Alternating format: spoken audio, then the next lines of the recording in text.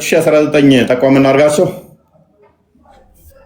ምናልባት አዲስ ይዘህ የምትመጣው ነገር ካለ እንጠቁማችሁ። ትፈልጋላችሁ?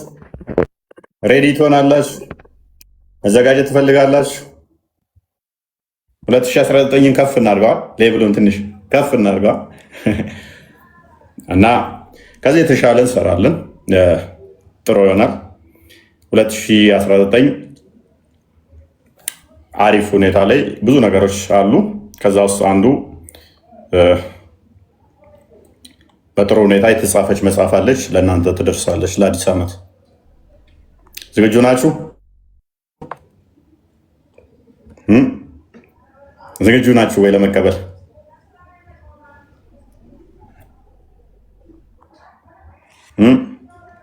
ዝግጁ ነን አይደለንም ነው ያሉት። ግጥም አድርገን እያሉ ነው። በሚገርም ሁኔታ የተጻፈች መጽሐፍ አለች። አለች አትበላት፣ ባይዘው አለች እንዳትል ጥሩ መሆኗን በደንብ የሚገልጽ ነው። ጉድ ታያላችሁ። በደንብ የሚገልጽ ስለሆነ ጉድ ታያላችሁ። እንዳሰሙት እሱን ሲል ማናችሁም ደረታችሁ የምነፉበት ይሆናል ማለት ነው። ጥሩ እንትን ይኖራል። እንደ እግዚአብሔር ፍቃድ አዲስ ዓመት ስጦታ የምታበረክቱት ይሆናል። ተዘጋጁ። ቢ በተሻለ ሁኔታ ኮፓፕ የምታደርጉበት 2019 ማንኛውም ሰው አሁን ካፈራ ነው በላይ ሚዲያው ላይ ካፈሩት እንደዚህ ላይቭ እየገባን ሰዎች እኔ ይደርሱኛል ብዙ ከትንንሾች እስከ ትልልቆች ኢቭን በፊት ኮመንት ለመጻፍ ምንፈራ ሰዎች ወኔ አግኝተን ኮመንት ላይ ምላሽ መስጠት ጀምረናል። ሲተቹ ምላሽ መስጠት ጀምረናል የሚሉ በየቀኑ ይደርሱኛል። አሁን ደግሞ ኔክስት እየገለጣችሁ አንብባችሁ መረጃዎችን በደንብ የተጠቃቀሱበት ምናምን ራሳችሁን ደግሞ አፕዴት የምታደርጉበት ስለሆነ ብዙዎች ስጠይቁ ብዙዎች ስጠብቁት በጉጉት ነበረ። ብዙዎች ጥያቄ ነው በውስጥ በጣም ብዙ ጊዜ ይደርሰኛል። በእርግጥ መጽሐፉ ከተጻፈ ትንሽ ቆየት ብሏል። ወደ 5 ወር 6 ወር አካባቢ ሆኖታል። በትልልቅ መምህራኖች ተገምግሞ ከተቀመጠ ራሱ ከ5 ወር በፊት ነበረ ተዘጋጅቶ አልቆ ከተቀመጠ እንደ አዲስ አሁን ደግሞ እናንተ ታውቁታላችሁ። ብዙ ነገሮች አስቸጋሪ ነገሮች ነበሩ። ያ ሁሉ አልፈን አሁን 11ኛው ሰዓት ላይ ደርሷል። ሜይ ቢ ታሪክ የሚቀይር ይሆናል ማለት ነው። 2019 ሙሉ ዓመቱን ቶፒካችንም መጽሐፉ ላይ ነው የሚሆነው። ኦልሞስት በጥሩ ሁኔታ የተሰራ ስለሆነ ለእናንተም ጥሩ እንትን ይሆናል ብዬ አስባለሁኝ። 2019 ዋና አጀንዳ ከሚሆነባቸው አንዱ ዋና ራስ ምታት ከሚሆነባቸው አንዱ እሱ ይሆናል ማለት ነው። ለእናንተ ደግሞ ዋና የምጠነክሩበት ይሆናል። በጣም የምጠነክሩበት፣ ሌሎችን ቻሌንጅ የምታደርጉበት፣ እነሱም ደግሞ ወደ ህይወት እንዲመጡ ምን እናንብብ። ብዙ ጊዜ ላይ አሁን ይጠይቁኛል ከእስልምና መውጣት ፈልገው እስቲ እስልምና ላይ የተጻፈ ከክርስትና ሲሏችሁ መጽሐፍ መስጠት እንቸገራለን። ዚስማች ቻሌንጅ የሚያደርግ ስለሌለ ማለት ነው። እነሱ ስንት መጽሐፍ እኛ ላይ እንደጻፉ ታውቃላችሁ? እስካሁን እስገምት ውስጥ ቶሎ የፈጠነ የሚደርስ እነሱ ክርስትና ላይ እኛ ላይ ወደ ስንት መጽሐፍ የጻፉ ይመስላችኋል? እስቲ የፈጠነ ኮመንት ላይ ስንት መጽሐፍ ላይ የጻፉ ይመስላችኋል? 7 30 107 150 160 50 30 300 120 105 ከ400 በላይ ጽፈዋል። ከ400 መጽሐፍቶች በላይ አሉ። ኢትዮጵያ ውስጥ የታተሙ ኢትዮጵያ ውስጥ የተጻፉ ከ400 በላይ መጽሐፍቶች ተጽፈዋል። ክርስትና ላይ የነሱ ወደ 500 አካባቢ ማለት ነው። ወደ 500 መጽሐፍቶች አሉ እኛ ላይ የጻፏቸው። ማንም በእነሱ ላይ ለዚህ ስራዬ ብሎ ከክርስትናው እንትን ያለባቸው ብዙም የለም። ዲስማሽ በጣት የሚቆጠሩ ናቸው ክርስትናው እስልምናው ላይ እንትን ያደረገው። አሁን ጥሩ ይሆናል። 2019 በጣም ቻሌንጂንግ ይሆንባቸዋል ለነሱ ብለን እናስባለን። ለእኛም ደግሞ አሪፍ አንድ ስቴፕ ከፍ ያለበት ነው። እንደዛ ነው። በተለይም ማህበራት ምናምን ለነሱ መግዛት የሚፈልጉ መጽሐፉ ከወጣ እዚህ ስማሽ ላይገኝ ስለሚችል እንትን አንልም። ቅድሚያ ለሚፈልጉ ቅድሚያ እንስጣለን። በውስጥ አናግሩን። በርካታ መግዛት የምትፈልጉ ለማህበራት መስጠት ለምትፈልጉ አስቀድማችሁ አሳውቁን ማለት ነው። ከወጣ በኋላ ልንቸገር ስለምንችል ብዙ ፈላጊዎች አሉት። በርከት ያለ መጽሐፍ መግዛት የምትፈልጉና ለወጣችሁበት ደብር እዚህ አካባቢ ቢሰጥልን ለምትሉ ኢንዲቪዥዋል 1-2 መጽሐፍቶች ብቻ ሳይሆን በርከት ያሉ ለሰንበት ትምህርት ቤቶች ለማህበራት እንዲሰጡ የምትፈልጉ አስቀድማችሁ አሳውቁን እና ከዛ በተረፈ ሁኔታውን አይተን ነው ሜይ ቢ 2ኛ 3ኛ ዙር የሚታተም ከሆነ እሱን አይተን እንትን እንላለን። ቅድሚያ ለመጡት ቅድሚያ እንሰጣለን ማለት ነው። በእንደዚህ አይነት ሁኔታ ላሉት እና ይህን ይመስላል የመጀመሪያ ናቸው። ያ በጣም ደስ ይላል በእውነቱ። ምክንያቱም ይሄ ጥያቄ በጣም በተደጋጋሚ እየመጣ ነበር። ወደ አንተ ትዝ ካለህ 2018 ላይ በተለይ ብዙዎች ጠይቀዋል። እፎይ መጽሐፍ አትጽፍልንም ወይ እፎይ መጽሐፍ ጻፍልን የሚሉ ብዙ ጊዜ ተደጋጋሚ ኮሜንቶች መጥተው ነበርና አንድም ያንን ያሟላ ነውና ያደረግከው ማለት ነው የጻፍከው እሱንም ታሳቢ በማድረግ ስለሆነ ዲማንዱ በጣም አሪፍ እንደሚሆን ምንም ጥርጥር የለውም። ምክንያቱም ብዙዎች ስለጠየቁ ማለት ነውና ለ2019 ስጦታ ለመስጠት ተዘጋጁ። እናንተ ለማንበብ ተዘጋጁ። በተለይ ደግሞ በደንብ እስልምና ቻሌንጅ የተደረገበት መጽሐፍ ከመሆኑ አንጻር ማለት ነው ሁላችሁ የምትጠቀሙበት ነው። አንብባችሁ ሁላችሁ ማለት ነው ሙስሊሞች ጓደኞች ምናምን ካሏችሁ በደንብ ለነሱ የምታደርሱበት ሰዎችን ሪኮመንድ የምታደርጉት መጽሐፍ ነው የሚሆነው። እናንተ ለአዲስ ዓመት እሱን ስጦታ ለመስጠት ተዘጋጁ። ያው እንዳለው ለተለያዩ ማህበራት ካላችሁ ይሄንን ተቋማቶች ምናምን ካላችሁ ይህን መጽሐፍ እንትን ለማለት ለመስጠት ማለት ነው ለመቀበል ከወዲሁ በውስጥ ልታወሩን ትችላላችሁ። እንግዲህ ተዘጋጁ። ለ2019 አዲስና ትልቅ መጽሐፍ ተጽፏል በእፎይ ማለት ነው። ሁላችሁም ለማንበብ ተዘጋጁ። ያ ይህን ይመስላል። ሜይ ቢ ሳናበዛ አጠር ባለ ሁኔታ በዚህ ተተግባባን እንተራለፍ። አንደኛ ሳሙኤል 15:3 ኢየሱስና ሥላሴ ሕፃናትን ግደሉ አትራሩላችሁ ያሉ አረመኔዎች ናቸው። አረበና ተረጋጋቆይ እንዲህ መንፈስ በማን ነው እንዲህ የሚነሳው? መንፈስ ይረብሸዋል ማለት አንዳንድ እህቶች ወንድሞች ከስር እየጻፉ ስለሆነ ኢንቦክስ ልታረጉልን ትችላላችሁ። ይህን ያለን ቁጥር ያለው መጽሐፍ ግለሰብ እናመጡ በብዛት የምፈልጉ ብቻ በርከት ያሉ መጽሐፍቶች ለማህበራት መስጠት የምፈልጉ እንደዛ ነው። ቅድሚያ ለእነሱ ስለምንሰጥ ማህበራት ጋር በተያዘ ቅድሚያ እንሰጣለን። ለማህበራት ምናምን መስጠት የምፈልጉ በርከት ያሉ መጽሐፍቶች መግዛት የምፈልጉና አሉ። አሁን ዛሬ የተወሰነ እንትን ያልናቸው አሉ። 5 ልጆች የመጡ አሉ። በርከት ያለ መጽሐፍ እነሱ ለመረከብ እንትን ብለዋል። ጀስ ኔክስ በርከት ያሉ መጽሐፍቶችንም መውሰድ የምችሉ ከአሁኑ ቡክ ማድረግ ትችላላችሁ ማለት ነው። ላይገኝ ይችላል። ወደ ነው የሚፈጠረውን አናገር ማይገኝባቸው ምክንያቶች ሊኖሩ ስለሚችሉ ማህበራቶች ላይ ቅድሚያ እንሰጣለን ማለት ነው። በርከት ያለ ለሚገዛ እንግዲህ የቋንቋ ምናምን ነገራቸው በውስጥ ኢንቦክስ አድርጉ። ካልታየም ራሱ ደግማችሁ በመጻፍ እንትን በሉን። ቃል ክርስቲያን ቆስቴ አናግሯቸው፣ ጻፉላቸው። ለሶስቱ ለእኔም ከጻፋችሁልኝ ችግር የለውም። ከእነኝ ውጭ ዝም ብሎ ሌላ ቦታ እንዳጽፉ አወራችኋለሁ። እኔም መግዛት አለባችሁ ብዬ ያሰብኳችሁን ሰዎች አወራችኋለሁ። መስጠት አለባችሁ ብዬ ማስበው የሆነ የወጣችሁበት ደብር ይሰጥልን የምትሉ ካለ እና እንደዛ ነው። ተጻፋችሁልኝ አወራችኋለሁ ማለት ነው። እና ቴክስት ቼክ ላደርግ እችላለሁኝ ማለት ነው። ብዙ ጊዜ ቴክስት ቼክ ስለማላደርግ ብዙ ቴክስቶች ስለሚመጡ እና እንደዛ ነው። አይ ቋንቋ ምናምን እያሉ ነበር ከስር። ያ ይሄኛው የተጻፈው መጽሐፍ አሁኑ በአማርኛ ነው።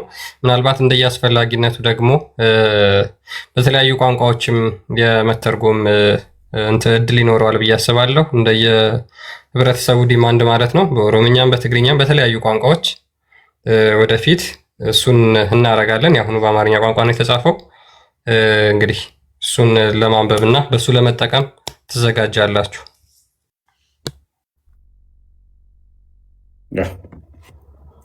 ያ ብዙ ጊዜ ጥያቄዎች ስለሆነ ነው። ብዙ ጊዜ ጥያቄ ነው እና ብዙ ጊዜ ጥያቄ መልሰናል ብለን ተስፋ እናደርጋለን። ያው ከስራ ጋር ነው ከልፋት ጋር ነው ምናምን ትላለህ። እዚህ እየሰራ የተጻፈ ነው። የሆነ ቁጭ ብለን የጻፍ ነው አይደለም። እዚህ በየቀኑ ላይ እየተገባ የተጻፈ ነው እና ትወዱታላችሁ። ፍራንክሊ ስፒኪንግ ትወዱታላችሁ ትላለህ ስሰክስ ማለት ነው። እና ማንኛውም ቅሬታ ያለው መጽሐፍ ላይ ቻሌንጅ ሊያደርገን ይችላል ማለት ነው። ኦፕነን አርቲክል አይደለም የተረጎምነው እንደነኛዎቹ መጽሐፍ ላይ አርቲክል ተርጉመ መጽሐፍ ጻፍ ስትል አስባለህ። ዲፕ ሪሰርች የተሰራበት ነው። ጥልቅ የሆነ ሪሰርች የተሰራበት ነው። ሜይ ቢ አመቱን ሙሉ ምንገባበት ይሆናል። ከዛ በኋላ አብዛኛውን እዚህ ያላነሳናቸውም መጽሐፍ ላይ የሰፈሩ ነገሮች እዚህ ስላልተነሱ ላይቭን አይምን እንትን እንገባበታለን። ርዕስ ይነገራቸው ነው። ይቆይ ርዕስ አይነገርም። ማስታወቂያ ሲለቀቅ ርዕስ ይነገራል። ኤኒዌይስ መጽሐፉ በጣም ጠቃሚ ነው። እኛም ስላየ ነው። ስፔሻሊ ለብዙዎች ለመዳን ምክንያት ይሆናል። ማህበራት እነዚህ አካባቢ ላይ በተለይ ደግሞ ቢነበብ ኢንዲቪዥዋልም አይጠቅም ማለት ሳይሆን በማህበራት ላይ ወደ መሬት ወርዶ ለብዙ ሰው ስራ መስራት ስለሚችል ነው። ከዛ አንጻር ነው ማህበራት ላይ ፎከስ የተደረገው ለውጥ እንዲያመጣ መሬት ላይ ታች ድረስ ማለት ነው። በዚህ እርግጠኛ ስለሆንበት ነው። እና ድንቅ መጽሐፍ ነው። ወደ 10 ሰዎች ላይ ይተውታል። ወደ 10 ሰዎች ተገምግሟል እና በተራ መምህራን ብቻ ሳይሆን በተራ ሰዎች ብቻ ሳይሆን በትልልቅ መምህራን አሉ በሚባሉ ደረጃም የተገመገመ እና በደንብ የታየ መጽሐፍ ነው እና ትንሽ ሰንፌ የነበረ ሳሁን አልቆ ራሱ ከተቀመጠ ወደ 5 ወር 6 ወር ነው። እንደ አዲስ አሁን እነኚህ ካልታተመ ብለውን አያንቀሳቀሱን እና ፈላጊ ብዙ አለ። እንደዛ ነገር ነው። ወደ ፖይንታችን ዛሬ እንመለስ። 2019 ላይ ጥሩ ይሆናል። እንግዲህ ወደ ዛሬው ርዕሳችን እንግባ። የዛሬው ርዕሳችን ላይ የምንመለከተው ሴቶችን በተመለከተ ነው። እንግዲህ ያው በእስልምና ከመላእክት አንደኛው አገልግሎት ምንድን ነው? ሴቶችን መራገም ነው። የመላእክት የመጀመሪያው ሊባል በሚችል መልኩ ማለት ነው። የአብዛኛውን ሴቶች ሕይወት ከሚዳስስ ነገር ውስጥ አንዱ መላእክት ይረግማታል የሚል አለ። ያንን እሳቤ ያንን አስተምሮ እንመለከታለን ማለት ነው። ኦኬ እሱ ምንድነው? ባሎቻቸው ለወሲብ ሲጠሯቸው እምቢ ካሉ ሌሊቱ ሙሉ መላእክቶች ሲረግሟቸው ያድራሉ። ባልየው ተደሰተ አልተደሰተ የባልየው ስሜት በተነሳና በበረደ ቁጥር ኤኒዌይስ ከሙስሊሞች እሱን እናያለን። መልአኩ የሚደሰትና የሚከፋ የሚራገም ነው በእስልምና ማለት ነው። ይሄ የመላእክትን ገጽታ ራሱ የሚያጎድፍ ነው። እውነት ለመናገር እውነተኞች መላእክቶች ሕያው አምላክ የሚልካቸው እንደዚህ አይደሉ። የሙስሊሞች ግን ሙሐመድ የተናገራቸው መላእክቶች አንደኛው ስራቸው ሴቶችን መራገም ነው። ይህንን እናየዋለን። ሌሊቱ ሙሉ የምትረገሙ ሴቶች ይህን እንዴት ታዩታላችሁ ብለን እንጠይቃቸዋለን። ተያያዥ ጥያቄዎች አሉን። ሰፋ ያለ ቶፒክ ስለሆነ ማለት ነው። ከሙስሊሞች ጋር ባክ ኤንድ ፎርዝ እንቀጥላለን። አፍራ ሰይድ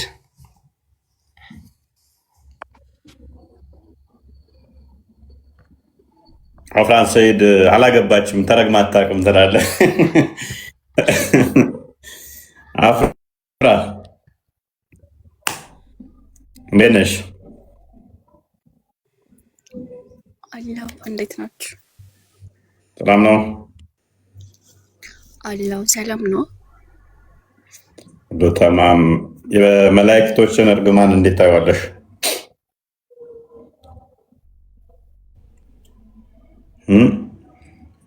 መላእክቶች እንዴት ይራዳሉ ትላላችሁ? መላእክቶች እንዴት ታማልዳሉ ትላላችሁ? እንዴት የሚለው ጥያቄ ብዙ ጊዜ ሙስሊሞች ነው ጭንቅላታቸውን የሞላ ነው። ገብርኤል እርዳኝ እንዴት ትላላችሁ? ሚካኤል እንዴት ይከተለኝ ትላላችሁ?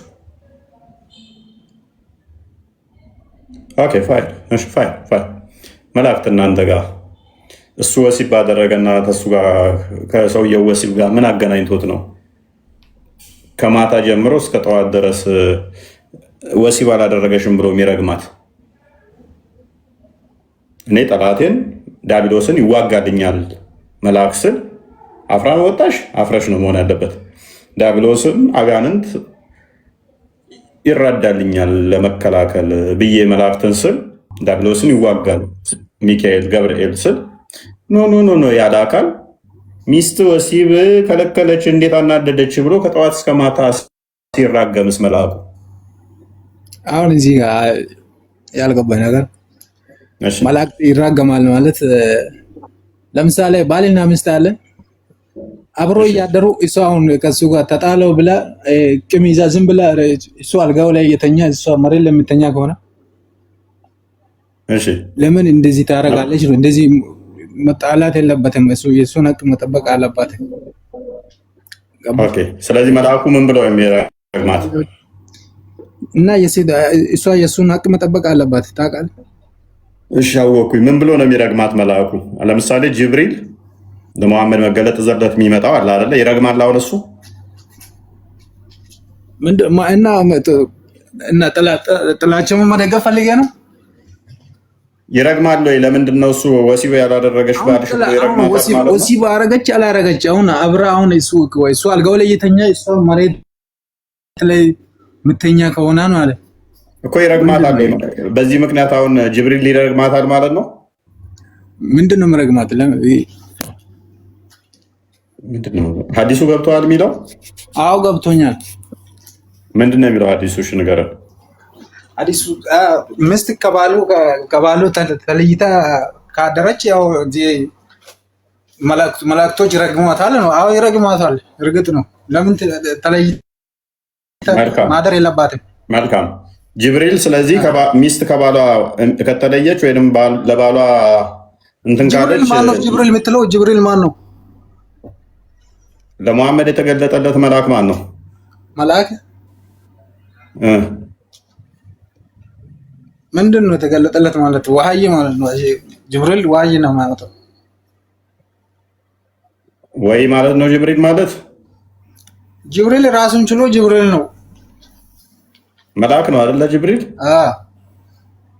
ስለዚህ መላእክቶች ይረግሟታል አልከኝ አይደለ? እና ጅብሪል ነው ጅብሪል ማለት ነው። መላእክቶች ማለት ወሐይ ነው። ጅብሪል መልአክ አይደለም እንዴ? ጅብሪል መልአክ አይደለም? ሴቶች ጋር የሚመጣው ወሐይ ነው። ጅብሪል መልአክ ነው አይደለም? መልአክ ነው። ስንት መልአክ ነው አለው? አንድ ጅብሪል ብቻ ነው አለው እኮ። ለምሳሌ አንዱ ጅብሪል ከዛ ውስጥ ይረግማታል ወይ አልኩህ።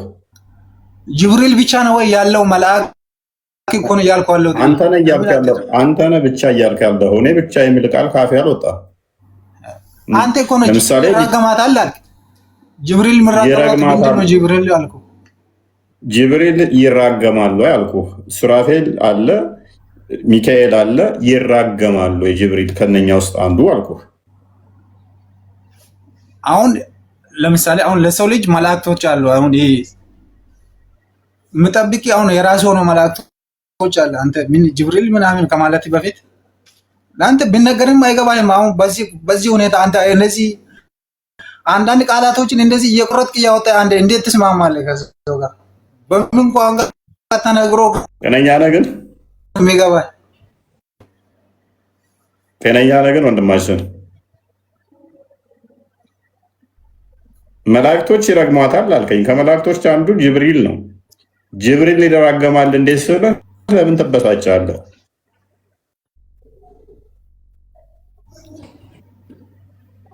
ምንድን ነው ተነግሮም አይገባም። እና ጅብሪል ራሱን የቻለ መልአክ ነው አልኩህ። እኮ ጅብሪል ይራገማል አይራገምም ብዬ ጠየቅኩህ። ጅብሪል ለምን ይራገማል ነው አሁን ለኔ ያልገባኝ። አሁን ራሱ የላከ መላእክቶች ራሳቸውን ችሉ ስንትና ስንት መላእክቶች አሉ። በእያንዳንዱ ሰው መላእክቶች አሉ ታውቃለህ? አይ ፕሊስ የጠየቅኩህን ግን ሰምተሃል ወንድማችን? ሰምቻለሁ። ጅብሪል ይራገማል እያልክ እኮ ነው። አይ ጅብሪል መልአክ ነው አይደለም? መልአክ ነው፣ ራሱን ችሎ መልአክ ነው። ስንት መልአክ ነው አለው? በጣም ማአት መልአኮች ነው አለው። አሁን ምራገመው ጅብሪል ማንን እንትን ብሎ ነው ምራገመው ነው? ፕሊስ አዳም ጅብሪል መልአክ ነው አልከን፣ ተስማማው። ሚስት ከባሏ ጋር ተለይታ ብታድር የሚረግማት መልአኮች ይረግማታል አይረግማትም?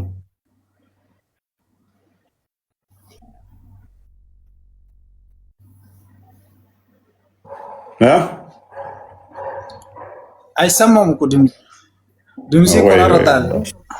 እኔ ጋር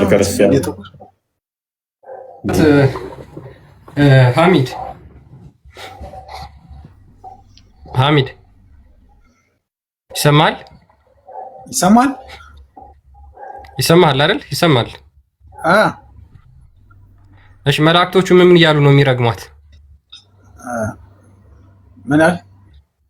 መላእክቶቹ ምን እያሉ ነው የሚረግሟት? ምን እያሉ አለች እኮ አልኩኝ እኮ ይረግሟታል ከተባለ እኮ ይረግሟታል። ምረግሟት ነገር ምን እያሉት ካለ ራሙ እኮ ምን እያሉ ነው የሚረግሟት? እና ሐዲሱን ከፍተም እዚህ ጋር እንዲሁ ምን የአእምሮ ፈተና ነው እንዴ? ኦኬ የሚራገሙትን አሁን ለምሳሌ አንተ ሚስትህን ጠርተሃት እምቢ ካለች ሌሊቱን ሙሉ ነው ሲረግሟት የሚያድሩት አይደል? አንተ እስክትደሰት ድረስ ጠርተሃት እምቢ ካለች አሁን እና እሱ አልጋ ላይ ተኝታ እሱም መሬት ላይ ከተኛ እሱም ልክ በዛው ልክ እሱም እኮ ወንጀለኛ ነው ታውቃለህ? ማስረጃ ወንዱ እሷ ጠርታው እምቢ ካለ እሱ ይረገማል የሚል አንድ ማስረጃ አንድ አይደለም። ሳሂህ ደኢፍ ሐዲስ ቁርአን ውስጥ ግን እሱ ከፈለገ አልጋ ለይቶ መተኛት እንደሚችል አላህ ፈቅዶለታል። አይደለም ለአንድ ቀን 4 ወር ድረስ ጥሏት እሱ ሌላ ቦታ ማደር ይችላል። አሁን ላልካት እሱ ይረገማል ላልካት አንድ መረጃ፣ እሷ ግን ፔሬድ ላይ ሆና እንኳን ፎንድን ላርግሽ ቢላት እምቢ ማለት አትችልም። የግመል ኮርቻ ላይ ብትሆን እምቢ ማለት አትችልም። ምጣድ ላይ ብትሆን እምቢ ማለት አትችልም። እሷ እምቢ ካለች ሁርላይኖች፣ አላህ፣ መላይኮች ይረግሟታል። አሁን እኮ እንደዚህ ባፍ ዝም ብለህ ከምታወራው አዲሱን እያሳየ ብታወራ አይሻልም እንዴ? ቀጥል ክርስቲያን። መላይኮች እንደሚረግሟት አውጣው። ኔክስት ተዛ እያልን እንቀጥላለን።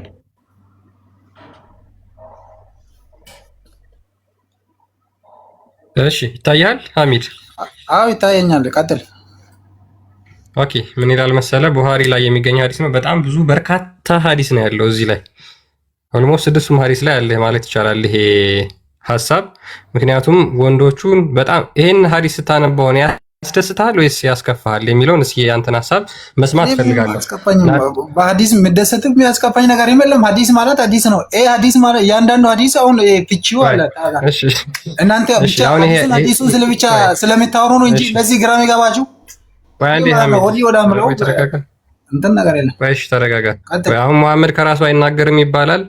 አላህ የገለጠለትም ቢሆን እንጂ መሐመድ ከራሱ አይናገርም ይባላል። ስለዚህ መሐመድ ይህን የተናገረው አላህ ነግሮት ነው። አላህ ሴቶችን በመላእክቶች እንዴት እንደሚያስረግም ላንብብላችሁ።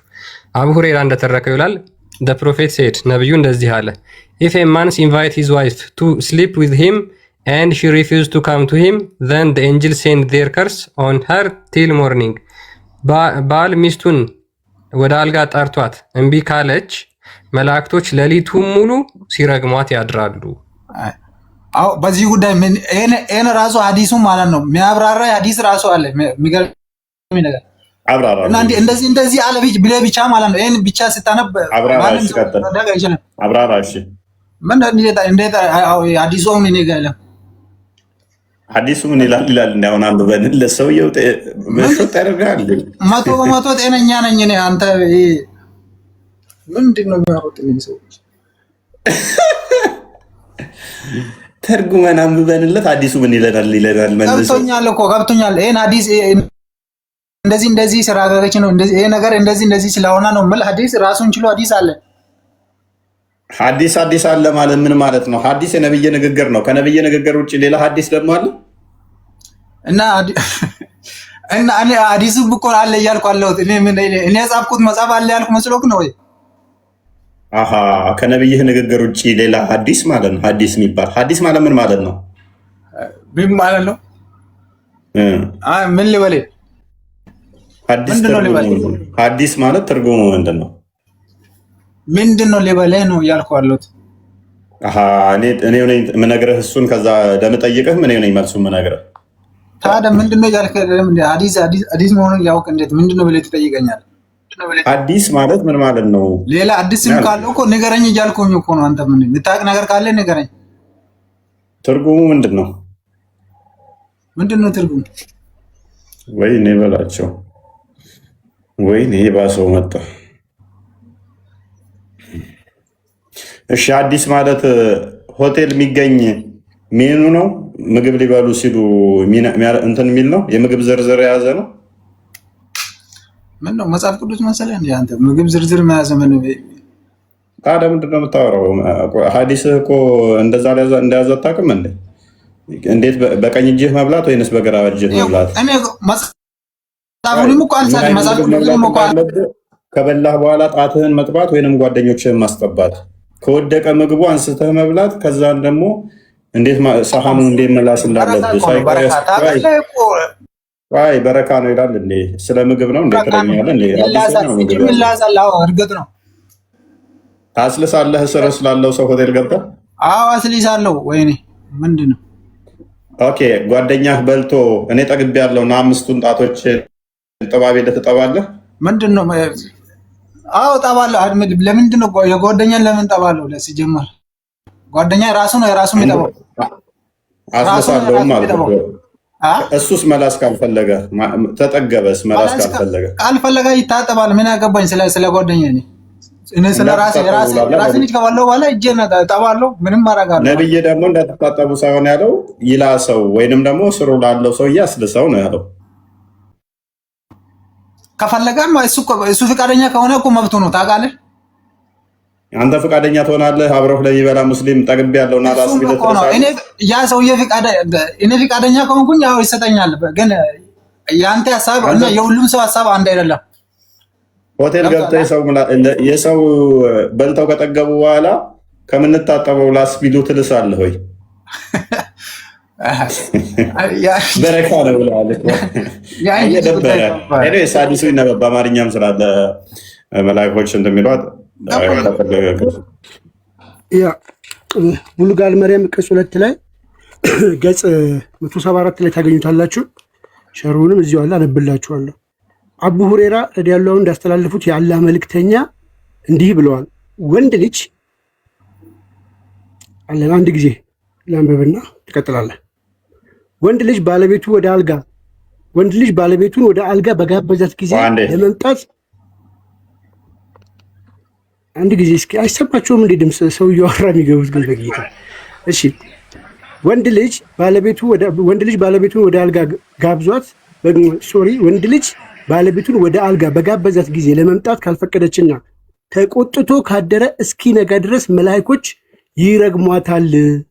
ቡሃሪ ሙስሊም ዘግበውታል። እዚህ ላይ የሰፈረው የቡሃሪ ቃል ነው ካለ በኋላ ሙስሊም ባሰፈሩ ዘገባ ደግሞ ባሏ ይቅር እስኪላት ድረስ ሰማይ ውስጥ ያለው አምላክ በእርሷ ላይ እንደተቆጣ ይቆያል ብለዋል።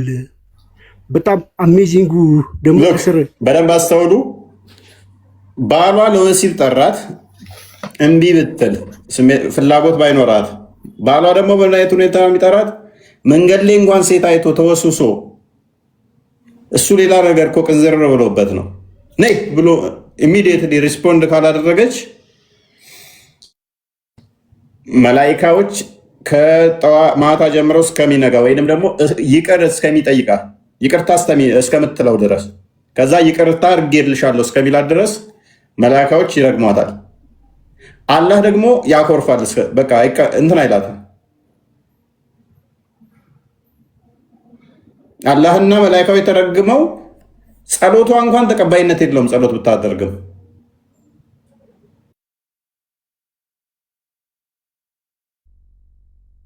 ኦኬ ያጥራቦ ማንኛውም ተቀባይነት የለውም የሚለው ነገር አሳያለሁ።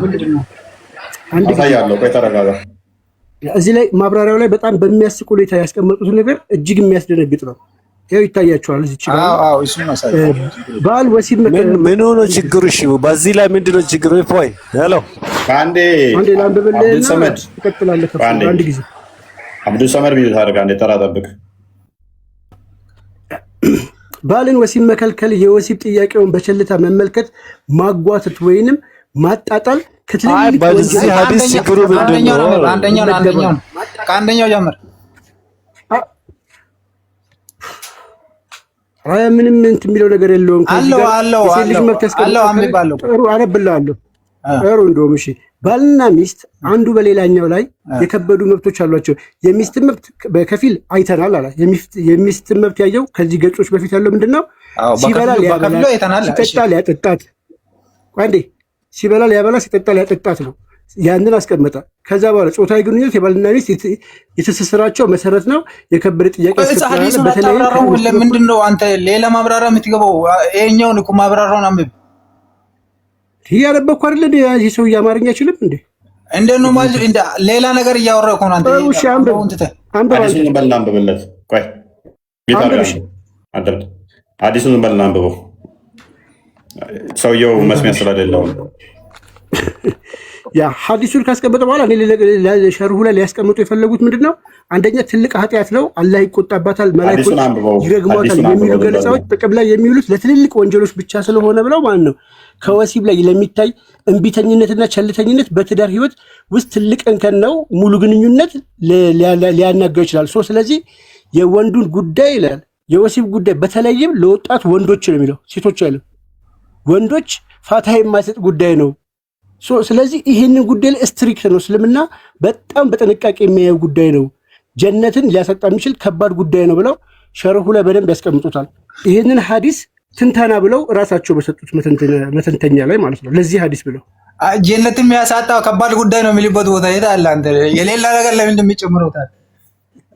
መልካም አንብብልኝ። አንተ ምንድን ነው የሚለው ከዚህ ጋር አቦረ እናሰራው? ይሄ አማርኛ ሐዲስ ነው አይደል? ቅድም ያነበብክበትን ቦታ ምንድነው? አዙሪ ወደ አለታ ማለት አቦረ እናሰራው ወደታችሁ አንብበው። ወንድ ልጅ ለባለቤቱ አልጋ በጋበዘት ጊዜ ለማምጣት ይረግማታል።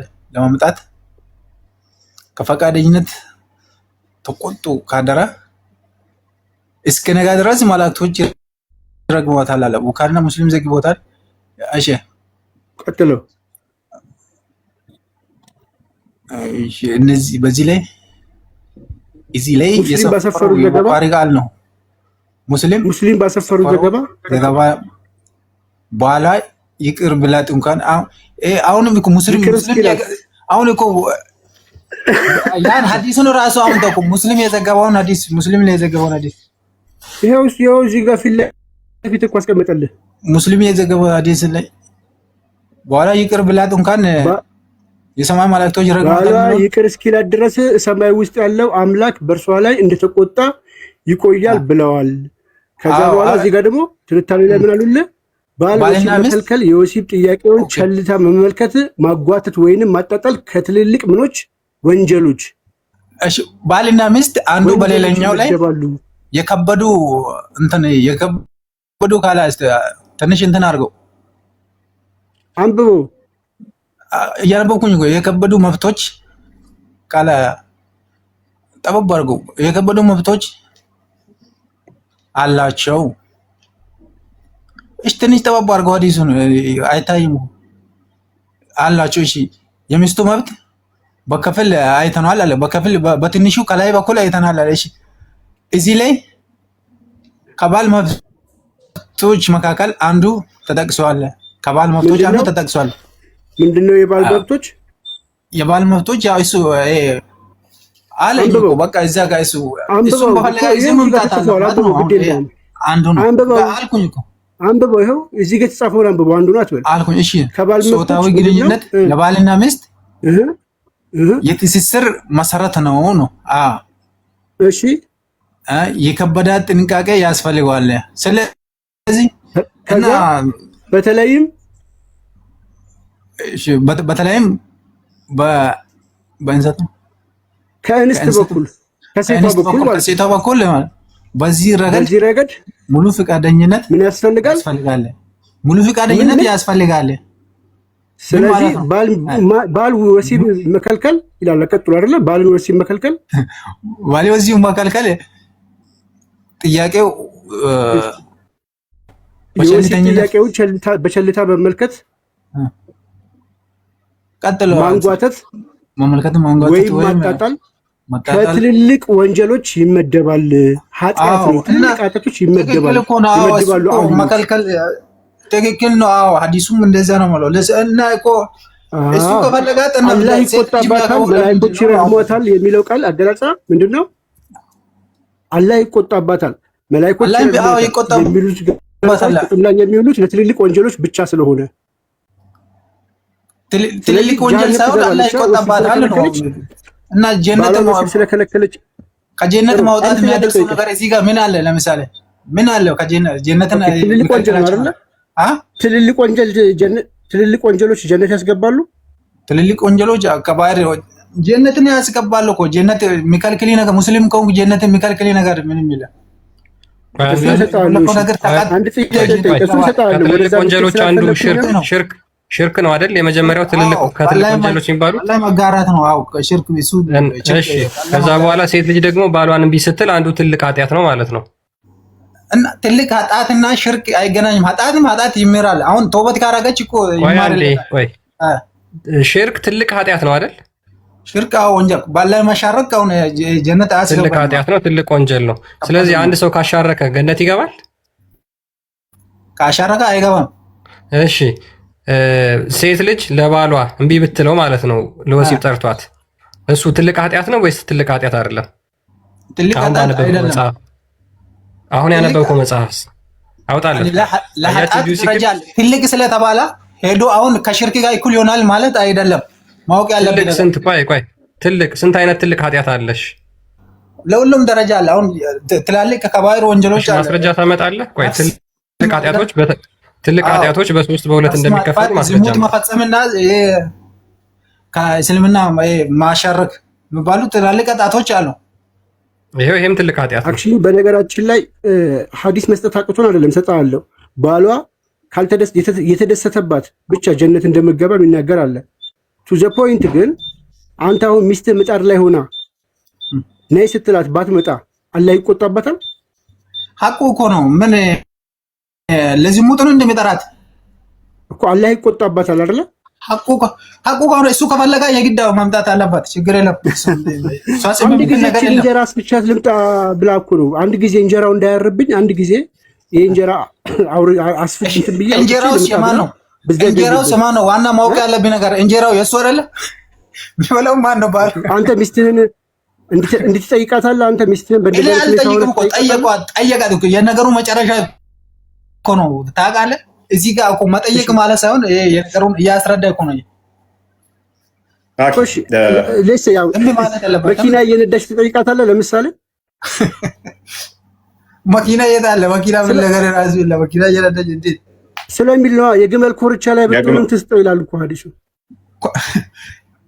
ኮርቻ ማለት ምን ማለት ነው? ዋና የግመል ኮርቻ ላይ እኮ እየጋለብክ ማለት ነው።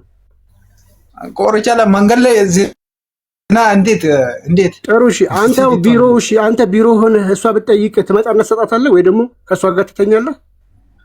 ቤት ከሆነ ችግር የለም። እኔ የትም ቤት ቢሆን ሚስቴክ ሆነች እንዴት ነው ማለት ነው? ሚስቴክ ሆነ አሚድ አቤት እሷ እምቢ ባለችው መጠን እሷ ለምሳሌ ዛሬ ነይ ብሎ በሚላት እሱ በፈለገበት ሰዓት ላይ እሺ ብላ መስጠት አለባት አይደለ? ኦኬ። እምቢ ካለች አላህም ይቆጣል፣ ሁርላይኖች ይረግሟታል፣ መልአክ ይረግማታል። ኦኬ እሱ አስፈልጋ እሱ ና ብትለው እምቢ ቢል ባይፈልግ ወይንም ደግሞ ሌላኛው ሚስት ጋር ተኛለሁ ብሎ ቢሄድ አላህና መላእክቶች ይቆጣሉ፣ ይረግሙታል። እሱ ሌላ ሚስት ጋር ቢሄድ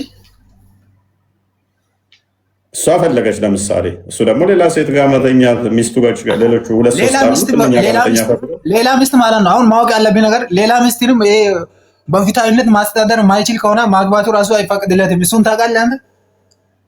በፊታዊነት ተራ አለ እኮ ደርሽፍ ዘ ቶፒክ ነብይ ፍታዊ ያልነበረ ማስተዳደር የማይችል ፕሊዝ ሽፍት አታርጋውን ነብይ ራሱ ፍታዊ አልነበረም።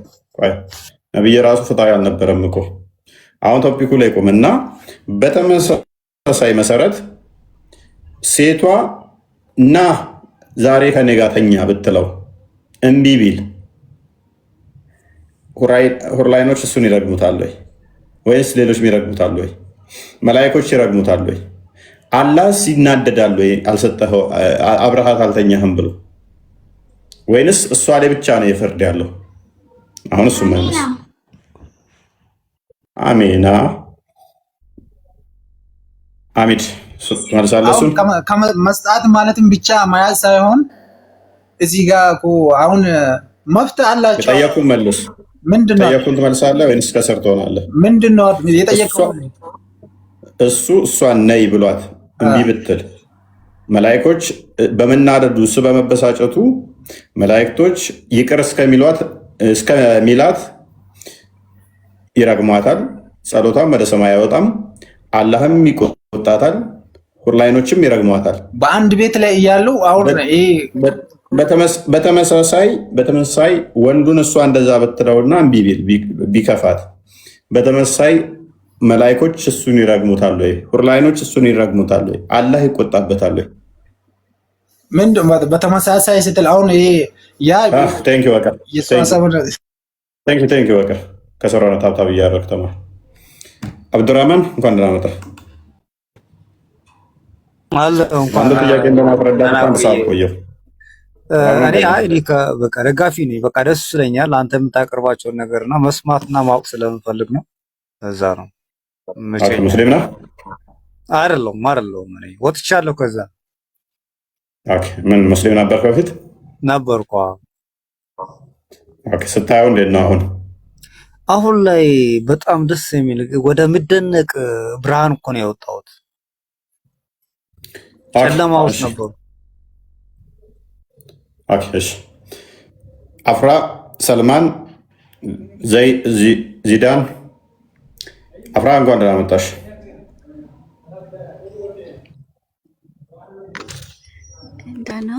አፍራ መልካም።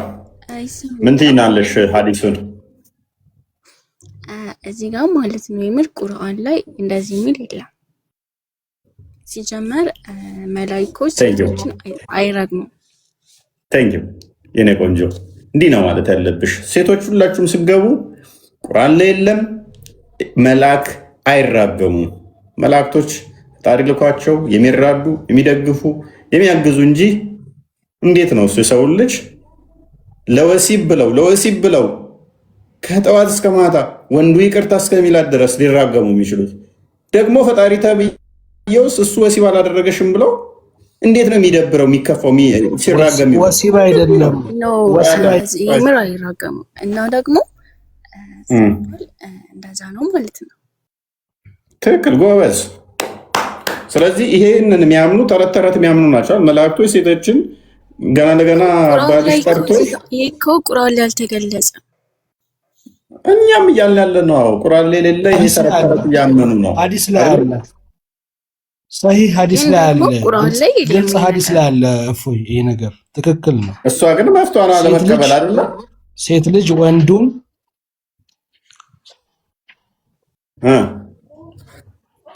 አንድ ልመልስ። አፍራ ትክክል አይደለም ቁርአን ላይ ስለሌለ አልቀበልም እያለች ነው። አትችልም እንደዛ ማለት አፍራ እንደዛ ነው እያልሻለሽው። አፍራ ቆይ ትንሽ ሴት ስለሆነች እንስማት። ጀመር እንትኖች አይራገሙ ምስኪኖችን ማለት ነው። አስበሽዋል? ገና ለገና ባልሽ ምጣድ ላይ ሆነሽ ነይ ብሎ አንቺ እኮ ኢሞሽናሊ ዝግጁ ላትሆኚ ትችያለሽ። ቆይ ዝግጁ ላትሆኚ ትችያለሽ። ገና ለገና እሱ እዛ ሴት አይቶ ምናምን ልክ መንገድ ላይ መሐመድ አሁን ሴት አይቶ ሮጦ መጥቶ ዜናብ ቆዳ እየፋቀች በነበረችበት ሰዓት ላይ አደረገና ሮጦ ሄዶ መንገድ ላይ ሴት ስታዩ ሮጣችሁ ሄዳችሁ እንትን በሉ አለ። በሴጣን ትመጣለች ሴት አለ። ከዛ ሮጦ መጥቶ አሁን አንቺ እንጀራ እየጋገርሽ ምናምን ነይ ሲልሽ እንዴ ምንድን ነው የምትለኝ ምናምን ብትዩ አቆየችኝ፣ አዘገየችኝ፣ ቶሎ አልታዘዘችም ብሎ ሲበሳጭ፣ መላእክቶች ደግሞ አንቺ ሲረግሙሽ፣ አላህ ደግሞ ሲበሳጭ፣ ሁርላይኖች ሲረግሙሽ፣ ከዛ ሰውየው ይቅርታ እስካላለሽ ድረስ ይቅርታሽ ተቀባይነት የለውም። ጸሎት ዱዓ ብታደርጊ እንኳን ጸሎትሽ ወደ ሰማይ አይወጣም ይላል።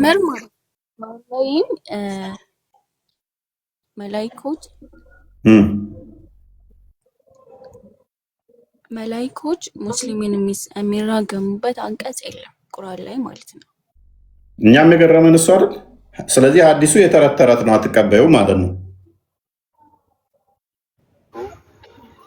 ጌታ ኢየሱስ አዲሱን አትቀበዩ ማለት ነው። ዝናም አይደለም አዲሱን አትቀበዩ ማለት ነው። ዋናው ተራ ጠብቆ ምክንያቱም ይመለከታታል ከአንተ በላይ ስሜቱን ይራገማሉ ካለ ደግሞ አልቀበልም። ኦኬ ስሜቱን ከኛ በላይ አሁን እሷ ታውቀዋለች። ስሜቱ ከኛ በላይ ይገባታል እሷ፣ ምክንያቱም ሴት ነች፣ ዶሮ አይደለችም። እንዳውራ ዶሮ ዘሎ ለዋላይ ዝም ብሎ እንዲከመር አፈቅድም ሰው ስለሆነች እንደዛ አልፈቀደችምና ፈጣሪ ብላ የምታመልከው አስቤ እስኪ ፈጣሪ ብለሽ የምታመልኪው በመልአክ አስረግሞሽ፣ ሁርላይኖቹ ደግሞ በጣም ያበሳጭ ነው እርግማ ናቸው። ምን ብለው ነግረውታል? አንቺ የተረገምሽ አንቺ ጋር የሚቆየው ቆይ ላሳይሻ። አንቺ የተረገምሽ አንቺ ጋር የሚቆየው ጊዜያዊ ነው፣ ወደኛ ይመጣል፣ ትንሽ ጊዜ ነው አንቺ ጋር የሚቆየው እያሉ ያስቀኑሻል ሁርላይኖች። አንቺ አትቀበይም ና? አዎ አልቀበልም። እሺ አላህም ደግሞ ይከፋብሽና ሰውየው ባልሽ ይቅርታ እስካላለሽ ድረስ ቆይ ከሞተ እንኳን ባልሽ ጸሎትሽ ተቀባይነት የለውም። ትቀበያለሽን? አላህ ይግደልሽ ነው የሚሉት። በነገራችን ላይ ሁረራዮች አላህ ይግደልሽ አንብብላት። ይሄ አንድ የግለሰብ አስተሳሰብ ነው እንጂ ይሄው ሪያዱ ሳሊህ ገዝተሽ በአማርኛ ማንበብ ትችያለሽ። ሪያዱ ሳሊህ ነጃሺ ማተሚያ ቤት የታተመ ነው። ገጽ 203 ላይ ምን ይላል? ሐዲስ 289 ላይ ማለት ነው። ሙዓዝ ኢብኑ ጀበል እንዳስተላለፉት የአላህ መልእክተኛ እንዲህ ብለዋል፣ አንዲት ሴት በዚች ዓለም ላይ ባሏን አታሰቃይም፣ ከሁረላይን የሆነችው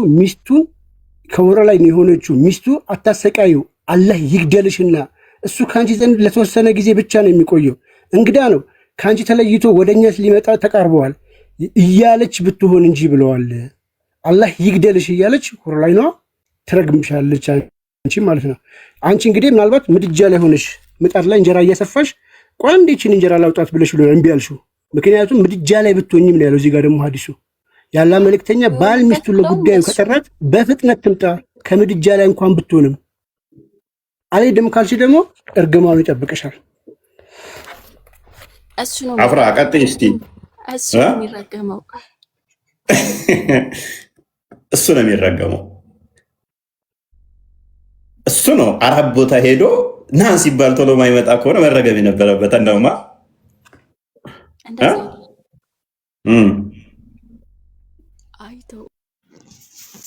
ቀጥይ፣ ችግር የለውም። ሀሳብሽንማ ተናገሪ። ለአፍራ ልንገራት። ሰላም ብያለሁ መጀመሪያ ሁላችሁንም። እሱ ሊረገም ሳይሆን አፍራዬ፣ እሱማ ከደበርሽ እኮ ሌላኛው ሚስቱ ጋር እንዲሄድ ተፈቅዶለታል። ገና ታምሻለች ተብሎ ከተፈራ አልጋ ለይቶ ሌላ ሚስቱ ጋር ላጥ ይላል። አንቺ ግን ከወሊድ ደም ከማንስትሬሽን ደምና ከህመም ውጭ ከዚህ ውጭ በማንኛውም ሁኔታና በማንኛውም ጊዜ ሲጠራሽ አቤት ብለሽ መነጠፍ አለብሽ። እምቢ ካልሽ አንደኛ መላእክት አይቻልም። በማንስትሬሽን ጊዜም ሲጠራት አቤት ብላ መምጣት አለባት። አብዴት አደረገልሽ ደግሞ እንግዲህ አብዴት አድርጎልሽ ያለሽ ያኔ ወሲብ ላይ ያደርግሽ ይችላል፣ ወንድ ላይ ያደርግሻል። አዘጋጀው ክርስቲያን አቤት ብለሽ ወዲያውኑ መምጣት አለብሽ። በማንስትሬሽን ጊዜ የምትሆኝ እንትን የዚህኛው ሐዲሱ ማብራሪያ እዚህ ጋር ምን ብሎ ያስቀምጣሉ? እፎይ ቅድም የተናገርከውን መሐመድ ሴት አይቶ በስሜት እንግዲህ ስሜቱ መቆጣጠር አቅቶት ነው ሄዶ አይደለ? ያንን በደንብ ያስቀምጣል። እዚህ ላይ ምናል በሴቶች ምክንያት የሚደርስ ፈተና ለወንዶች ከሌላው ይልቅ ብርቱና ጠንካራ ነው፣ እንዲሁም ከፍተኛ አደጋ ነው። ምክንያቱም በሴቶች መማረክና ወጥመዳቸው ውስጥ በመግባት ከፍተኛ ጥፋት ይዳርጋልና አላህ ከሴቶች የሆናችሁ ፍላጎቶችን መውደድ ለሰዎች ተሸለመ ያለው ለዚህ ነው። ስለዚህ ሴቶቹ ስለሚማርኩና ወንዶቹ ስለሚወሰወሱ ወንዶቹ ስሜታችሁን ጠብቁ እንደ መፍትሄ ተደርጎ የመጣው ኤኒታይም። ልክ አሁን መሐመድ ወደ መስጊድ እየሄደ ነበር አይደለ? ተረከዛይቶ ወደ ሚስቱ ገብቶ ግንኙነት ያደረገው ከዛ በኋላ ሰይጣን ብሎ ተናገራት። ማለት ሴት ልጅ በሰይጣን ትመጣለች ብሎ ተናገረ። ስለዚህ ሮጣችሁ ገብታችሁ እንደዚህ አይነት ስሜት ልባችሁ ሲሰማ ሴት ስታዩ ከሚስታችሁ ጋር ግንኙነት አድርጎ አለ። ይሄ ለምንድን ነው የተባለው? ወንዱ ስሜቱን መቆጣጠር ስለማይችል አንቺን ምን ማድረግ አለበት? ኤኒታይም ማቴሪያል ሆነሽ መገኘት አለብሽ። ሬዲ ሆነሽ ዝግጁ ሆነሽ መገኘት አለብሽ። ኦኬ ክርስቲያን ሬዲ ነው? ሬዲ ነኝ። ሊቃውንቶቻቸው ይሄንን በተመለከተ ምን ይላሉ የሚለውን እንመልከት። ቢኒ ለአንተ መልስ ይሆናልና ይህን ነገር ያዙት። ሴት ልጅ እንግዲህ በምን ሰዓት ነው እምቢ ማለት የምትችለው ከተባለ አንደኛ በጣም ከባድ ህመም ከታመመች እና ኦብሊጋተሪ ፋስቲንግ ወይም ደግሞ ይሄ ፈርድ ጾም የሚባል አለ፣ በሱ ጊዜ ነው እንጂ በሌላ በረመዳን ማለት ነው።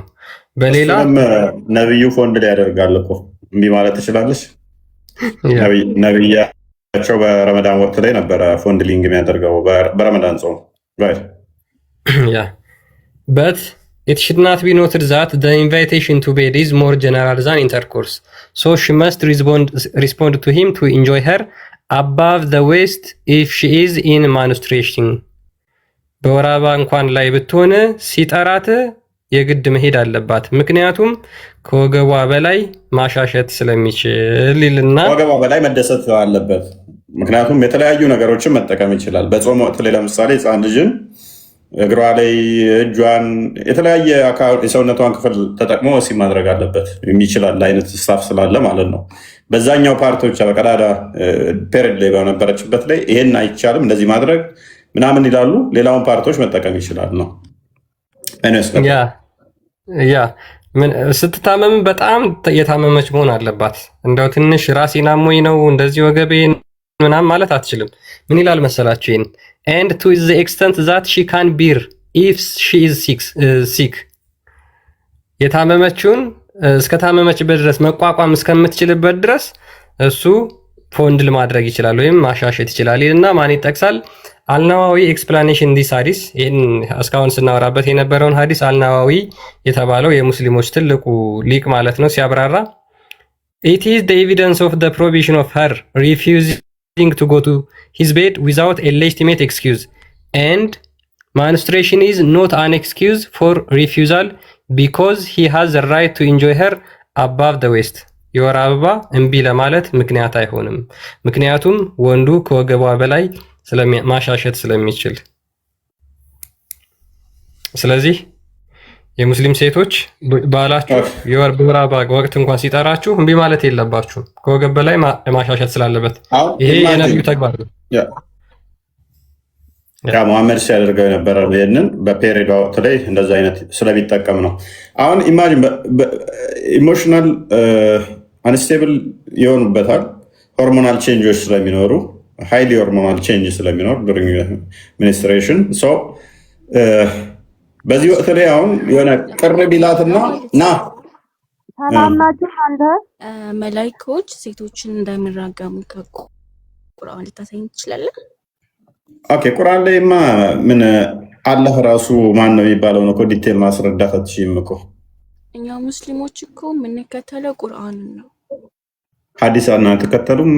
አፍራ ነው እኮ ከሁለቱም ሲሆን ግን ደግሞ ይሄ ሲጋ ብቻ ነው። ኦኬ ከሁለቱም ብቻ ሲሆን ነው የምትከተሉት? ጎበስ ከሁለቱም ብቻ ሲሆን ነው የምትከተለው። ኢሳ ተመልሶ ይመጣል እስቲ የሚል በቁርአን ውስጥ አሳየኝ። አፍራ ከሁለቱም ካልሆነ አትከተሉ ማለት ኢሳ ተመልሶ ለጂዚያ ሊያስቀር እንዲህ ሊያደርግ ይመጣል። ቆይ ተመልሶ ይመጣል። አንድ ጥያቄ አለኝ። ቆይ ዑመር ተረጋጋ። ሁለቱም ካልሆነ እስላም ተቀበሉ እኮ መላእክቶች እንደሚራገሙ ቁርአን ላይ ለምን አልተገለጸም? ይሄ ልታስረዳኝ ትችላለህ? ጎበስ ቁርአንሽ ሙሉና ምንም እንኳን የተብራራው ነኝ ቢልም በደመሰይ ሙሉ የተብራራው ነኝ ቢልም መሐመድ ማን ነው የተወለደ የሚታወቅ ነገር የለም። ቁርአንሽ ራሱ ስንት ምዕራፍ አለ የሚታወቅ የለም። ቁርአንሽን ማን ጻፈው የሚታወቅ ነገር የለም። አላህ ከሌሊቱ 1/3 ይወርዳል ብለሽ ታምኛለሽ? ቁርአንሽ ሽታውም የለም። ደጃል ይመጣል ብለሽ ታምኛለሽ? ቁርአንሽ ሽታው የለም። ኢሳ መጥቶ ተመልሶ ይሄን ያህል ይቆያል ጂዚያን ያስቀራል ብለሽ ታምኛለሽ? ቁርአን ውስጥ የለም። እንደገና ደጃል ይሄን ያህል እንደዚህ 1 ዓመት ከምናምን ምድር ላይ ይቆያል ብለሽ ታምኛለሽ? ቁርአን ውስጥ ሽታውም የለም። መዲ ይመጣል ብለሽ ታምኛለሽ? ቁርአን ውስጥ ሽታውም የለም። ጥቁሩ ድንጋይ አይንና ምላስ ይዞ ይመጣል ብለሽ ታምኛለሽ? ሽታውም የለም። ጀምርልሽ ጅብሪል 600 ምናምን ክንፍ አለው ብለሽ ታምኛለሽ? ቁርአኑ ሽታውም የለም። ነይ ተመለሽ ልጨምርልሽ። የመቃብር ቅጣት ታምኛለሽ? ቁርአኑ ሽታውም የለም። 5 ጊዜ ሶላት ትሰግጃለሽ? እንዴት ነው የሚሰገደው? ምን ጊዜ ነው? ቁርአኑ ሽታውም የለም። እንጀምር። ተመለሽ ተመለሽ ተመለሽ። ኦኬ ጥብቁ ሰሌዳ የት ነው ያለው? ሽታውም የለም በቁርአን ውስጥ። ተውራት ለማን የተሰጠው? በቁርአን ውስጥ ሽታውም የለም። እንቀጥል። መልእክተኛ ተላከ። ሁሉን ነገር ቁርአን ውስጥ እኮ ጎበዝ። ቁርአኑ ግልጽ እና የተብራራ ነኝ ቢልም ምን ብንጠይቀውን መሰረታዊ ነገር ቆይ ፕሊስ ይዛር ቁርአን ውስጥ ያለው አላህ ፊት አለው። አላህ ሁለት አይምን እጆች እንዳሉት ከዛ ውጪ አላህ ባቱን ይገልጣል በቂያማ ቀን ብለሽ ታምኛለሽ? ቁርአን ውስጥ ሽታውም የለም። አላህ ባቱን ይገልጣል የሚል አላህ እግሩን ገሃነም ላይ ያቆማል ብለሽ ታምኛለሽ? ቁርአን ውስጥ ሽታውም የለም። አላህ 5 ጣቶች አሉት ብለሽ ታምኛለሽ? ተዛም መጥቶ ጣቶቹ ላይ እንደዚህ ያስቀምጧቸው ምናምን ሽታውም የለም። ተመለሻ ጨምርልሽ። አቡላብ ብለሽ አንድ የቁርአን ክፍል ታምኛለሽ? ማነው አቡላብ? ምንድን ነው? ቁርአንሽ ሽታውም የለም። መልስ የለው። መልስ የለም። ማፊ መልስ ነው መልስ። ጥቁሩ ድንጋይን መሳም ወይንም ደግሞ 7 ጊዜ መዞር ከኃጢአት ያነጻል ብለሽ ታምኛለሽ? ይህን ቃል በቃል ቁርአን ውስጥ የለም። አፍራ አሁን ለተናገርኩት አንዱ እንኳን ማስረጃ እንጂ አታመጭም። ጨምርልሽ ከፈለግሽ። ለምሳሌ ሲራጥ የሚባል አለ። በሲራጡ ላይ ምድርና ሰማይ እንትን ሲሆን ከዛ ዛ ላይ ሆንና ከዛ አይሁዶችና ክርስቲያኖች ለብቻ ይቆማሉ። ከዛ ሙስሊሞችን እንደዚህ ይለያቸዋል። ከዛ አላህ በተለያየ ቅርጽ በሁለት ቅርጽ ይመጣል ምናምን ብለሽ ታምኛለሽ። የፍርድ ቀን ቁርአን ውስጥ ሽታውም የለም። ሽታው እና ይሄ ሁሉ የምታመልኪው አላህ ራሱ የሚታወቅ አይደለም እንኳን ስለዚህ ነገር ግን በቁርአንሽ ውስጥ ምን አለ?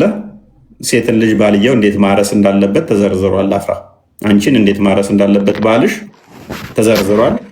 አንቺን ከፈለገ ደግሞ ይሄ ስለ እርሻ ሱራ 2:223 ይመስለኛል እሱ ዛሬ በደንብ ተቀምጦልሻል እንዴት ማረስ እንዳለበት። ሱራ 4:20 ላይ ደግሞ አንቺን ተፈለገ እንደ ቁራሌው እቃ ጫማ ያለው እንደ ቁራሌ አንቺን መለወጥ ይችላል። ሚስትን በሚስት ቦታ መለወጥ ከፈለግ ለምትለወጠው ገንዘብ ስጣት ስለሚል፣ ከፈለገ ደግሞ አንቺን መገሰጽ ይችላል። አልጋ መለየት ይችላል። መምታት ይችላል። ምክንያቱም አላህ ከፊሉ ላይ አበላልጧልና፣ ይኸውም ወንዶች ለሚስቶቻቸው ገንዘብ በመስጠታቸው። እነኛ ማመጻቸው የምትፈሩትን ምን አድርጓቸው? ገስጿቸው፣ በመኝታ ጥሪያቸው ምቷቸው። ሱራ 4:34 ላይ ተቀምጦልሻል። ተፈለገ ባለቤትሽ እስከ 4 ድረስ እንዳይበርድሽ ሳይሆን እንዳይበርደው አንቺን ቤትሽ ውስጥ ጎልቶ 4 ድረስ አግብቶ ለአንቺ 1 ሳምንት ከሰጠ ወሩ ሙሉ አንቺ ጋር ሳይመጣ አፍራቻው ለ1 ሳምንት አብሬሽ ቆይቻለሁ ብሎሽ 3 ሳምንት ሌሎቹ ሚስቶቹ ጋር ሸሸም ገዳሜ ማለት መፍት አለው። በዛ በሰባቷ ቀን ደግሞ ሴት ልጅ ሚኒስትሬሽን ላይ ከ2 ቀን እስከ 4 ቀንም ሊቆይባት ይችላል። ከበዛ እስከ 7 ቀን ይቆያል። አንቺ አንፎርቹኔትሊ እስከ 7 ቀን ከቆየብሽ በ7 ቀን ውስጥ 1 ቀንም አቅፎሽ ሳይተኛ ሜይ ቢ ሩሩ ከሆነ እንደ ነብይሽ ከወገብ በላይ ብቻ ተጠቅሞብሽ ልክ ፔሬድሽ የመንጻትሽ ቀን ሲደርስ ቻው ቻው አፍራ ያችኛዋ ጋር አለችብኝ ብሎ ወሩን ሙሉ እዛችኛዎቹ 3ቱ ጋር ይቆያል። ከዛስ አንቺ ጋር ሲመጣ የለም አንቺ ማፊ አልጋ አብሮ መተኛት። ምክንያቱም ይሄን አስተምሮታል። ባሪያ ካለሽ ደግሞ አንቺ በፔሬድሽ ወቅት ላይ ሱራ 7 30 ላይ ሱራ 23 6 ላይ በእጆቹ የያዛቸው ምርኮኞቹ መገናኘት ስለተፈቀደለት በቁርአንሽ እሱን መጠቃቀም ይችላል። እነዛ መጠቃቀም ይችላል እና ሱራ 38 44 ላይ ደግሞ ልክ እንደ ኖህ ሚስት ስትጠብቂው ከኖርሽ 1 ቀን ደበድባት አለው ካለ ከዛ ከረሳው እንኳን ልክ ኖህን የኢዮብን ሚስት ኖህ ያልኩት ተሳስቼ ነው። የኢዮብን ሚስት ከ18 ዓመት በኋላ አስታውሷላ። እንዴት ትዘነጋለህ? የዛሬ 18 ዓመት እኮ ሚስትህን መታለው ብለህ ነበር በልደብድባት እንዳለውና መገለጥ እንደላከው ቢረሳው እንኳን የሆነ ቀን አናደሹ ሾጤ ያዝና ደብድባት እንደሚለው አንቺንም ያስደበድብሻል። በጣም ወሳኝ ነው ቁርአን፣ በጣም ወሳኝ ነው። አፍራ እነኝን በደንብ አካቶልሻል። ቻሌንጅ ታደርጊኛለሽ ወይስ ወደ ቶፒክ እንለፍ? ቀጥል።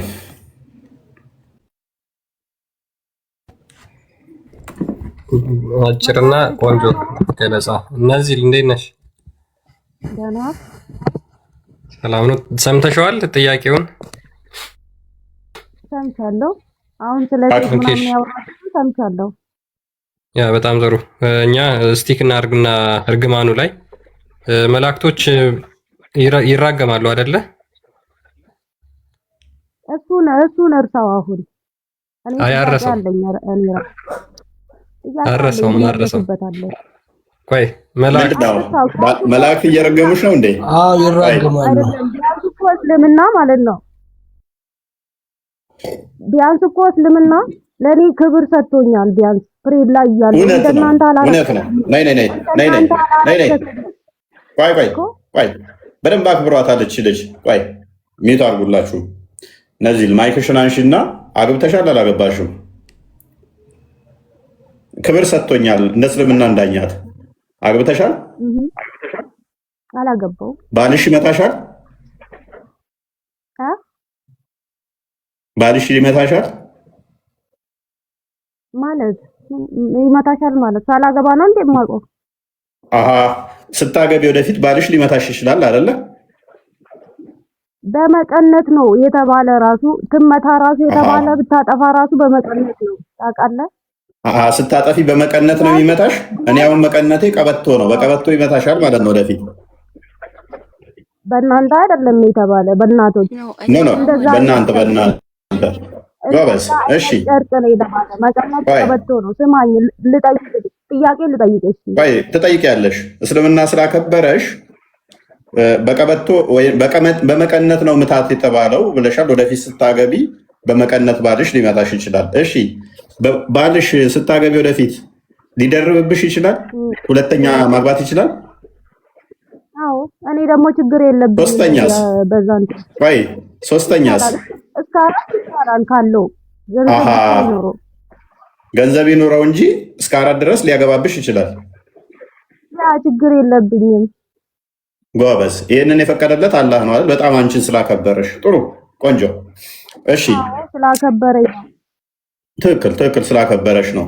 በገንዘብ ላይ በምስክርነት ላይ የወንድ እኩል ነሽ ወይንስ ሁለት ሴቶች እንዳንድ ነው የምመሰክሩት? እኩል ልትሆን አትችልም ከወንድ ጋር። ቆይ ስትመሰክሩ ቆይ ናዚል በምስክርነት ላይ ሁለት ሴቶች እንዳንድ ወንድ ናችሁ ወይንስ በምስክርነት ተወንድ እኩል ነው የምመሰክሪው? ሁለት ሴቶች እንዳንድ ወንድ። ሁለት ሴቶች ተደምራችሁ ከአንድ ወንድ ጋር እኩል ናችሁ በምስክርነት? አዎ ጎበዝ። በጣም ስላከበረሽ የወንድ ግማሽ ነሽ።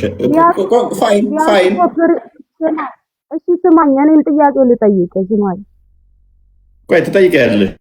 በቀኝ ስትይ ትጠይቂያለሽ። ተቀመጠችበት እርኩስ ነው አላለም እኮ እርኩስ ነው አላለም። ቆይ ችግር የለውም። ኦኬ በፔሪዮድሽ ወቅት ላይ እሱ እንዳይገናኝሽ አዛ ነው ብሎታል አይደለ ቁርአኑ? አዎ ጎበዝ። አዛ ማለት እርኩስ ማለት ነው። ራስሽ መለሽ እርኩስ ብሎሻል ማለት ነው። እናመሰግናለን። እንቀጥል። አሁንም ባለቤትሽ ከፈለገ አንቺን ፈቶ ሌላ ማግባት ይችላል አይደለ? ፈቶ ባል ሚስቱን መፍታት ከፈለገ ፈታውሽ 3 ጊዜ ብሎ አንቺን መፍታት ይችላል አይደል? እሱ ካልተስማሙ ነው እንጂ ዝም ብለው መፍታት አይፈቀድም እኮ። አሁን እሱ አልተስማማም። በቃ ሲያይሽ 4 አግብቶ ነበር መቀየር ፈለገና የሆነ ቆንጆዬ ሴት አይቶ አንቺን ፈታውሽ 3 ጊዜ ቢል መፍታት ይችላል አይችልም? ፈታውሽ ካለ ኦልሬዲ በቃ ሆኗል። ጎበዝ። ስለዚህ አንቺን እንደ ቁራሌ መቀየር ከፈለገ ፈታውሽ ማለት ነው የሚጠበቅበት። እሺ እሱ ባይፈልግስ መፍታት አንቺ ፈትቻለሁ ብትይው ትፈችዋለሽ? ይቻላል? ይፈታል። እንደ ቀልድ ራሱ ከተባለ እኔም አልኩኝ እሱም አለ በቃ እዛ ተፈቷል። ኦልሬዲ አለቀ። ኦኬ እሺ ባሪያዎች ቢኖሩትስ? ባሪያዎችን ወሲብ ማድረግ ተፈቅዶለታል አልተፈቀደለትም? ባሪያዎችን ኦኬ ተፈቅዶለታል። አንቺ በተጨማሪ በጣም ስላከበረሽ ነዚል በጣም ስላከበረሽ ባሮችን ታንቺ በተጨማሪ መገናኘት ይችላል። ሰራተኞች በጣም አክብሮሻል ስለምና። እሺ እንደገና ደግሞ ጸሎት ወቅት ላይ ጥቁር ውሻ፣ አህያ እና ሴት ጸሎት ታቋርጣለች። ጸሎት ጥቁር ውሻ፣ አህያና ሴት ልጅ ጸሎት ያቋርጣሉ አይደል? አዎ በጣም እኮ ስላከበረሽ ነው ከአህያና ከጥቁር ውሻ ጋር የመደበሽ። አማላይ መሆን ነው አማልላለሁ ወንድን። ስለዚህ ምድብሽ ከጥቁር አህያና ከውሻ ጋር ነው። አይምን ከጥቁር ውሻና ከአህያ ጋር ነው። በጣም ቆንጆ። እንደዚህም አይነት እንትን የለም።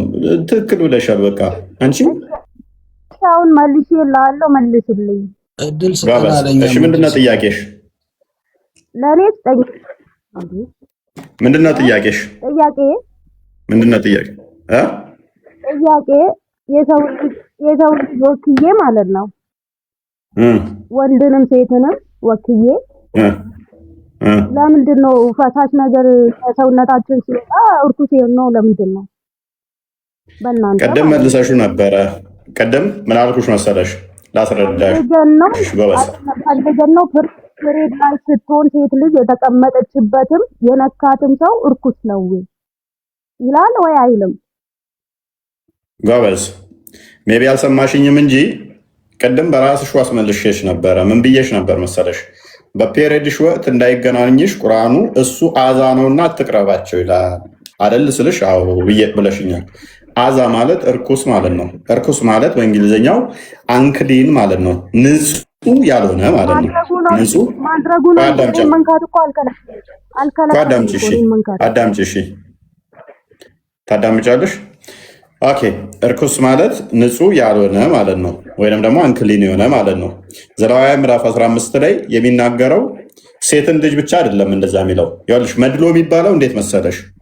ወንዱን ሳይለው ቀርቶ ሴቷን ቢል ኖሮ አንቺ እንዳልሽው መጽሐፍ ቅዱስ ሴቷን ይሰድባል ትይ ነበር። ሰው ስለጻፈው ነው። ሰው ስለጻፈው ነው።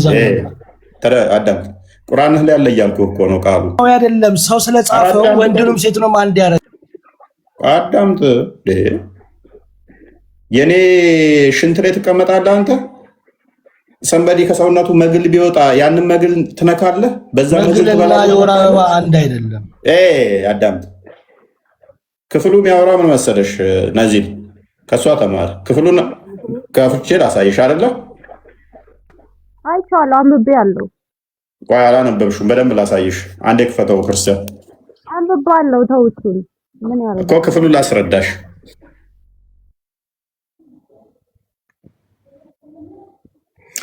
ኦኬ 15 ምዕራፍ 15 ከቁጥር 1 ጀምሮ ነሰሰርሊ ፔሪድ ብቻ ማለት አይደለም። ከሰውነቱ የሚወጣው ወንዱንም ይመለከታል። ወንዱ ከሰውነቱ ካካ ሊሆን ይችላል፣ ሽንት ሊሆን ይችላል፣ መግል ሊሆን ይችላል፣ ቁስል ደም ሊሆን ይችላል። እነኚህ ሁሉ የሚወጡት አንክሊን ናቸው፣ ንጹህ ያልሆነ። በግዕዙ እርኩስ ይባላል። እርኩስ ማለት አንክሊን ማለት ነው፣ ንጹህ ያልሆነ ማለት ነው። ንጹህ ያልሆነ እሱ እርኩስ ተብሎ ሊጠራ ይችላል። ኦኬ። ስለዚህ እግዚአብሔር ለምንድን ነው እሱ ይህንን ከነካችሁ እርኩስ ነው ቆሻሻ ነው ለምን አለ? ምክንያቱም አንድ ሰው ከሰውነቱ መግል ቢፈስና ያንን መግል ብነካ ከእርሱ ወደ አንተ በሽታው ይተላለፋል፣ ትረክሳለህ አንተ። ስለዚህ ከወንዱም ሆነ ከሴቷ የሚወጡ ፈሳሾች ንጹህ አይደሉም፣ እርኩስ ናቸው። እናንብበው።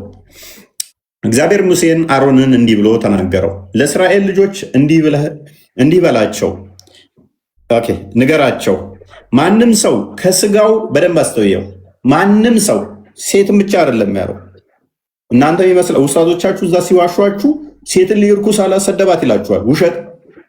ማንም ሰው እኔም ብሆን ከሰውነቴ የሚወጣው ቆሻሻ ከስጋዬ ውስጥ የሚወጣው ነገር አንቺ ከነካሹ አንቺን ያረክስሻል፣ በዛ ብትበይ በሽታ ያስይዝሻል። ምን ይላል? እስራኤል ልጆች እንዲህ ብለህ ንገራቸው፣ ማንም ሰው ከስጋው ፈሳሽ ነገር ቢወጣ ስለሚፈሰው ነገር እርኩስ ነው። ስለሚፈሰው ያ ፈሳሹ ለሌላው በሽታ ይሆናል። እግዚአብሔር እስራኤሎችን ከግብፅ ሲያወጣቸው ከማንኛውም መቅሰፍት ሊጠብቃቸው ቃል ገብቶላቸዋል። ወረርሽኝ እንዳይመጣ ራሳቸው ምን ማድረግ አለባቸው? መነጠል አለባቸው። ያንን ቆሻሻ እንዳይነኩ ንጽህናቸው እንዴት መጠበቅ እንዳለባቸው ነገራቸው። ስለሚፈሰው ነገር ርኩስነቱ ይህ ነው አለ። ምንድን ነው ፈሳሹ ነገር? ከስጋው ከምኑ? ለምሳሌ ከዚህ ላይ ተቆርጦ ከስጋው ላይ መግል እየፈሰሰ ሊሆን ይችላል፣ ለተለያየ ነገር ሊሆን ይችላል። ስለሚፈሰው ነገር እርኩስነቱ ይህ ነው። ፈሳሹ ነገር ከስጋው ቢፈስ ወይንም ከመፍሰሱ ቢቆም እርኩስ መሆኑ ነው። ከፈረው ፈሳሽ ነገር ያለበት ሰው በደንብ አስተውይ። ፈሳሽ ያለበት ሰው የሚተኛበት መኝታ ሁሉ እርኩስ ነው፣ ንጹህ አይደለም ነው፣ አንክሊን ነው። እንግሊዝኛውንም አድርጎ ያሳያችኋል ከፈለጋችሁ። በግዕዙ እርኩስ ይባላል፣ በአማርኛ ቆሻሻ ማለት ነው። ወይንም ፎርማል እንትን የሆነ ንጹህ ያልሆነ ማለት ነው። ንጹህ አይደለም። እኔ የምተኛበት ላይ እዛው ምጸዳዳ ምሸና ካካመል ከሆነ ከሰውነቴ መግል የሚፈስ ከሆነ እዛ ላይ ሰው መጥቶ ቢተኛ ያንኛውን ሰው እያቆሽሸዋል። ሰውየው በበራሩ ቆሻሻ አይደለም። ነገር ግን የኔ ከሰውነት የፈሰሰው ቆሻሻ ያንኛውን ሰውዬ ያቆሽሸዋል። ስለዚህ ቆሻሻ ይሆናል። ያ ቦታ ላይ ሄደ ብትተኛ ብትቀመጥ። እንግሊዝኛው ምን ይላል? አንክሊን፣ ያው ንጹህ ያልሆነ ማለት ነው። መልሰው ወደ አማርኛው ፈሳሽ ነገር ያለበት ሰው የሚተኛበት መኝታ ሁሉ ርኩስ ነው፣ የሚቀመጥበት ነገር ሁሉ ርኩስ ነው። መኝታውንም የሚነካ ሁሉ ልብሱን ምን ይበል? ይጠብ። ለምንድን ነው ልብሱ የሚያጥበው? ያ ቆሻሻ ነክቶታል። ቆሻሻውን በምንድን ነው ማስወገድ የሚችለው? በውሃ ነው ማስወገድ የሚቻለው። ምን ይበለው? ይጠበው። በመሀል አንዴ ልግባ ላቋርጠት። ከአንዴ ብጨርሶ አይሻልም? ያልገባሻል? እዚህ ላይ የተሳሳትኩት አለ? አዎ። እሺ። ሰውየውን የነካ ሁሉ ነው እንጂ እሱን ቦታ ወይንም ደግሞ እሱን ፈሳሽ የነካ የሚል የለም እዚህ ላይ። እሺ። በመኝታው በደንብ አስተውይ። እሺ። መኝታውንም የሚነካ ሁሉ መኝታው ላይ ማን ስለተኛ ነው? ሰውየው ስለተኛበት። ሰውየው ደግሞ ምን አስተላለፈ ማለት ነው? ፈሳሹን መኝታው ላይ ነካ አልነካም? ሊሆንም ላይሆንም ይችላል እኮ። ኧረ ተይ እህታችን፣ ፈሳሽ የሚፈሰው ከሆነ እህታችን አዳምጫ። ፈሳሽ የሚፈሰው ከሆነ ቆይ ፈሳሽ የሚፈሰው ከሆነ አለን፣ በዛ ፈሳሹ ምክንያት መኝታው ምን ይሆናል? መኝታውን የሚነካ ሁሉ ልብሱን ይጠብ፣ ከውሃውም ይታጠብ። ለምን? ያ የተኛበት የተቀመጠበት ምን ስለሚሆን ፈሳሽ እየፈሰሰው ነው። እዛ መኝታ ላይ ፈሳሹ ስለሚነካ ያ ላይ ሄደሽ ብትቀመጪ መግሉን ብነኪ ደሙን ብነኪ ያንን ፈሳሽ በምነኪበት ሰዓት አንቺን ያቆስሻል። ለምሳሌ በቀላሉ ለአንቺ እንዲመጥን አድርጌ ልንገርሽ። የኮሮና ጊዜ ታስታውሻለሽ? ኮቪድን ፈሳሹን የሚል ነገር እኮ የለም። ፈሳሹን ብቻ ነካ የሚል የለም። ሰውየውን ራሱ ችግር የለውም። እኔ ሰውየውንም የነካ ብትይም እኔ ማተር አያደርገኝም። ለምን እንደማያደርገኝ ታውቂያለሽ? ፈሳሹ ከሰውየው ነው የሚወጣው። ሰውየውንም በነካሽ ቁጥር ያ ባክቴሪያ አንቺንም ስለሚበክል ማለት ነው። ከሱ የሚወጣው ተላላፊ በሽታ ሊሆን ይችላል። አዳምጪ። ምክንያቱም ለምሳሌ በቀላሉ ልስጥሽ፣ በኮቪድ ጊዜ ላይ ሰውየው ፈሳሽ ነካንም አልነካን እጁን ከነካ ነው ሄደን እንታጠብ እንትን አንቲ እንትን እንጠቀም ነበር አይደለ? ለምን ሰውየው ስለነካን ሰውየውን በመነካንበት እጃችን ላለመብላት እጃችንን እንታጠብ ነበር። በተለያየ እንትኖችን ኬሚካሎች እጃችንን እንትን ነበር። ሰውየውን ስለነካ ፈሳሽ ሁሉ የለውም። ሰውየው ከሰውነቱ መግል እየወጣም ደም እየፈሰሰም አይደለም። ለምንድነው እንደዛ የሆነው? ተላላፊ በሽታዎችን ለመከላከል ነው። ይሄንኛው ደግሞ ከሰውነቱ ፈሳሽ እየፈሰሰ ነው። ፈሳሽ እየፈሰሰ ካለ ሰውየውንም ነካሹ፣ መቀመጫውንም ነካሹ፣ አልጋውንም ነካሹ፣ ፎር ሴክ ኦፍ አርጉመንት ከአንቺ ጋር ሂጄ ችግር የለውም። አዎ ምክንያቱም በሽተኛን ማስታመም አይቻልም ማለት ነው። አይ እንዴት እንደሚያስተማመም አሳያለኝ እሱ። ምክንያቱም በኮሮና ጊዜ ላይ ስታስታመም ነበር። እንዴት እንደምታስታመም ኮሮና ጊዜ ላይ አትንኩ፣ አትነካኩ ተብለህ መጨባበጥ ራሱ የለም ነበር፣ እንዲህ ነበረ። ስለዚህ በደንብ አይምሮን ተጠቀም። ስለዚህ አዳምጪ። አይ ነው የእናንተ ጭንቅላት ሙስሊሞች ትንሽ አይኪዋችሁ ደከም ያለ ስለሆነ አሁን ለምሳሌ እነዚህ ልትመልስልህ ወይ ይገላግላት ነበረ። አንቺ ሀጅ ስትዞሪ ከአባ ስታደርጊ ፔሪድሽ ይነካዋል እንደ ከአባውን አይደነ ወደ ሌላ ቶፒክ እንዳትወስደን ሀጅ በወር አበባ ጊዜ ሀጅ ጠዋፍ አታድርጊ ይላል እዚህ ጋር። ጠዋፍ ማድረግ ችግር የለም፣ እሱን እመጣበታለን፣ እናነሳዋለን ኔክስት። ቆይ እሺ መልካም። ፈሳሽ ነገር ያለበት ሰው አዳምጪ፣ ችግር የለው። ፈሳሽ ነገር ያለበት ሰው በተቀመጠበት ነገር ላይ የሚቀመጥበት ሰው ልብሱን ይጠብ፣ በውሃውም ይታጠብ። ስለ ሴቷ ሳይሆን የሚናገረው ስለ ወንዱ ነው። ስለ ሴቷ ነው እህታችን እዚህ ጋር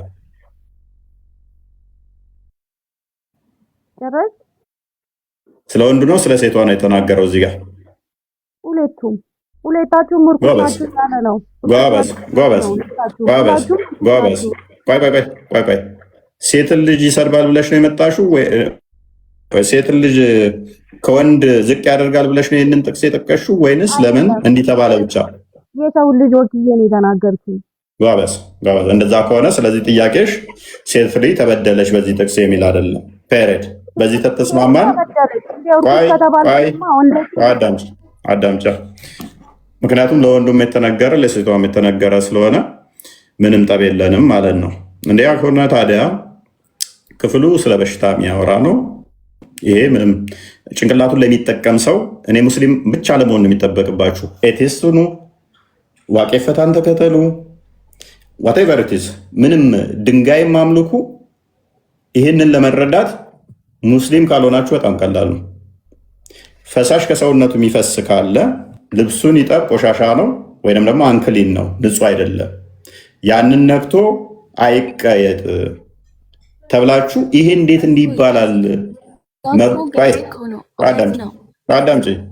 መግሉንም ካካውም ላይ ሄጄ ተቀምጬ ለምሳሌ አፍራን የሆነ ሰው ላዩ ላይ የሚጸዳዳ ብታገኝ ሄዳ ላዩ ላይ ትቀመጣለች፣ በዛ እጁ ሄዳ ትበላለች። ያ ልብስ ላይ ሄዳ ተኝታ ትነስታ እንትን ትላለች። ምክንያቱም ሱናን አቢ ዳውድ 67 ላይ ፔሬድ ጨርቅ የተጣለበት የሞቱ ውሾች የተጣሉበት ሰገራ የተጣለበትን ውሃ ነብዩ ይመጠመጥበት ስለነበረ እነሱ ንጽህና ይመስላቸው ይሄ ነው። አውል ሾዩ እንደለም የሚል የለም ይላል። ለእኛ ግን ላዩ ላይ የሚጸዳዳ ቢኖር ለምሳሌ በአንድ የተረጋጋ ላዩ ላይ የሚጸዳዳ ካለ ከሰውነቱ መግል እንደዚህ የሚወጣ ካለ ፈሳሽ የሚወጣ ከሆነ ስለዚህ ያንን ቆሻሻ ያለውን አካል ነክተን ሰውየው ይሄ እየሆነበት ያለው አንደኛ በጤናው አይደለም። ምክንያቱም ፈሳሹ ከምን አንጻር ስለሆነ በብሉይ ኪዳን ላይ መቅሰፍት አለ። ኃጢአት ሲሰሩ በመቅሰፍት ይመታሉ።